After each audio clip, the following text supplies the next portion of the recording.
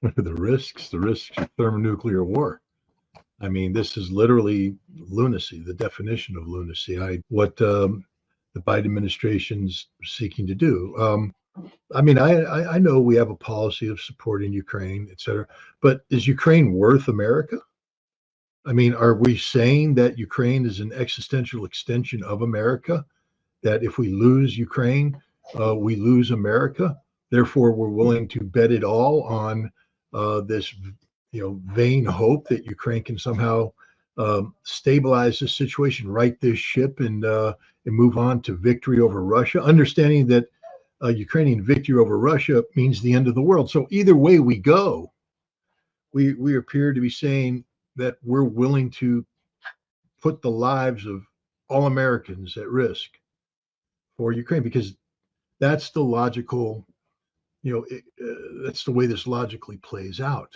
In the short term, I think Russia will do as Russia's always done, show an ability to absorb these provocations, to manage the escalation, because Russia is focused on strategic objectives, like the big one in BRICS in Kazan next month, the BRICS summit, that will redefine the world in a major way, away from American hegemony to multilateralism, moving BRICS from theory to reality, following through on the promise made by Vladimir Putin and Xi Jinping in February of 2021 when they met prior to the Beijing Olympics in Beijing, and said that the rules-based international order, that is the foundation of America's foreign policy and national security policy, is a threat to international security, and that the Russians and the Chinese will now spearhead an effort to supplant it with what they call the law-based international order, something that reflects the values enshrined in the United Nations Charter as opposed to the unilateral dictate of America. Putin, I don't think, is going to allow anything to happen that will disrupt BRICS.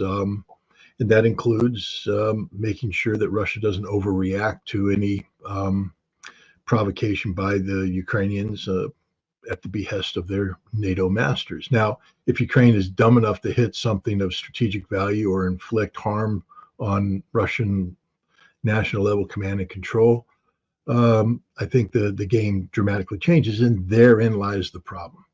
You see, the United States isn't in control of this. We think we are. We think we're providing the weapons. I'm pretty sure that this green light that we're giving them comes with heavy caveats on where they can and can't strike. But we've just seen the United States, repeatedly push through its own red lines. Remember, Joe Biden once said that doing this could lead to World War III. Well, you're doing it, Joe. You're doing it. So, yeah, I agree with them. This could lead to World War III. This is one of the most dangerous things that has happened in modern history. This is a total disregard on the part of the United States for the lives of humanity. To do what? Again, I just have to ask, to do what? Score propaganda points? Give a failing Ukrainian leader one last go around at legitimacy? What are they trying to accomplish from this? Because it's not going to defeat Russia. Well, on the one hand, it will give the United States the ability to say that we did everything the Ukrainians asked us to do as Ukraine fails. It's a short-term boost for Volodymyr Zelensky, who will say, look, I'm the guy who's standing up to Russia. They may get some propaganda, opportunities if the ATACMS hits an airfield and takes out some Russian aircraft, hits a command and control center, takes out a Russian general or two. That's it. Russia's a nation that knows war, and Russia has already lost generals. So killing two more isn't going to change the thing. Russia's lost aircraft. Blowing up a half a dozen more isn't going to change a thing.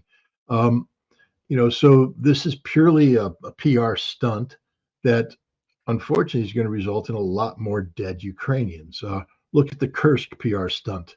Yesterday the Russians began a counteroffensive that's just slaughtering, and I mean an emphasis on slaughtering, the Ukrainian soldiers, and it's going to continue. The Ukrainians don't have the resources to halt the Russian advance in the Donbass. Sooner or later, the Ukrainians are going to break there, and we'll have to suffer the embarrassment of retreating behind the Dnieper River. So this is the PR stunt by Ukraine to, I guess, try and convince more European nations to reach deeper into their coffers, to pull out more money and more military equipment to rebuild the Ukrainian military yet again, so that whatever troops they're able to muster can sally forth and be slaughtered, because that's all that's going to happen. Ukraine is not going to win this war. Ukraine is not going to turn things around.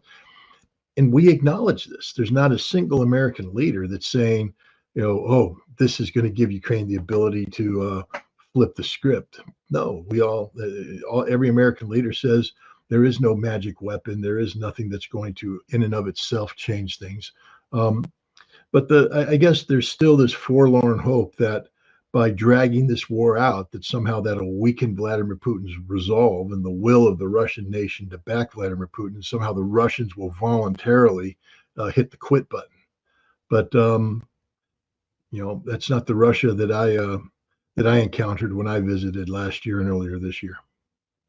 There's no other alternative. I mean, it's not like Russia's going to say, oh, well, I guess you get part of Kursk. It doesn't work that way. Russia will reclaim all of its territory, and it'll do so emphasizing violence. All Kursk did is give the Russians the opportunity to open up yet another front in this war of attrition.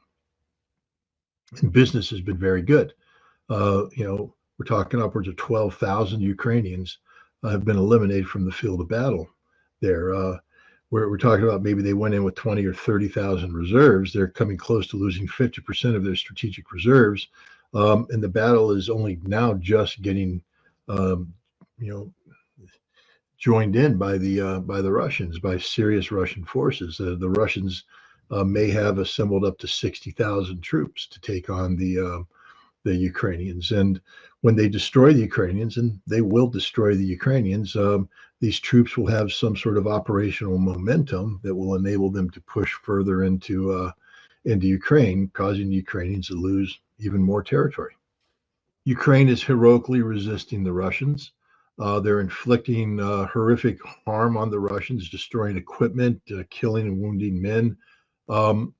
And they're causing economic damage to Russia. Russia, according to the Western narrative, is superficially covering for this by pumping up their defense industry. But according to the Western narrative, this is creating irreparable harm on Russia's civilian industry, that eventually the Russian economy will collapse because of this war. And then with it, Vladimir Putin's political support will collapse. And hopefully the West will end up with either a Putin that's gone into exile or a very weakened Putin who will be compliant to Western demands. That's the dream of the West and of Ukraine. But that's not the reality. The reality is far different. Where this is going, it's not going to end well for either Ukraine or the West. Remember, we got to view this war in a broader perspective than simply focusing on the battlefield. Remember that this started off as primarily an economic war before. We talked about sanctioning Russia. The whole goal was that we were going to sanction Russia into submission. That didn't work. In fact, it backfired. And now we have Europe in an absolute economic tailspin. We have Germany collapsing. The political consequences of these economic problems is devastating. Britain's on its 5th prime minister in 5 years. Germany's Olaf Scholz looks like he's heading down the toilet bowl of political life. His coalition did not fare well in the regional elections in Germany, in Thuringia and Saxony earlier this month. France is in a political crisis with Macron reaching down to the 4th or 5th party to find a leader because he's not willing to accept the will of the French people and empower the representative of the party that won the most votes.